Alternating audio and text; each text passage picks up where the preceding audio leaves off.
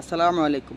নতুন করে দেশ স্বাধীন হওয়ার পর অন্তর্বর্তীকালীন সরকারের কাছে প্রবাসীরা 10 দফা দাবি করেন এবং দাবি করার 2 দিনের মাথায় সেই দাবিগুলো মেনে নিয়েছেন বলে আজকে জানিয়েছেন বৈষম্য বিরোধী ছাত্র আন্দোলনের সমন্বয়ক হাসনাত আবদুল্লাহ ভাই। তিনি শুক্রবার একটি ভিডিও বার্তায় এই বিষয়টি নিশ্চিত করেছেন। আমাদের রেমিটেন্স যোদ্ধা রয়েছে বিশ্বের বিভিন্ন প্রান্তে, যারা প্রবাসী রয়েছে। আমাদের এই ছাত্র জনতার অংশগ্রহণে সফল গণঅভ্যুত্থানটির ক্ষেত্রে রেমিটেন্স যোদ্ধাদের বিশেষ অবদান রয়েছে। শুধু তাই নয়, তিনি পাশাপাশি এই 10 দফার পরও আরও কিছু সুবিধা এক্সট্রা অ্যাড করবেন প্রবাসীদের জন্য। এই দাবি মেনে নেওয়াতে প্রবাসীরা খুব খুশি, আমিও খুশি, কারণ আমিও একজন প্রবাসী। 10 দফা দাবি মেনে নিয়ে তারা প্রবাসীদেরকে ধন্যবাদ জানিয়েছেন, কারণ বৈষম্য বিরোধী আন্দোলনে প্রবাসীরা অনেক বড় ভূমিকা রেখেছে।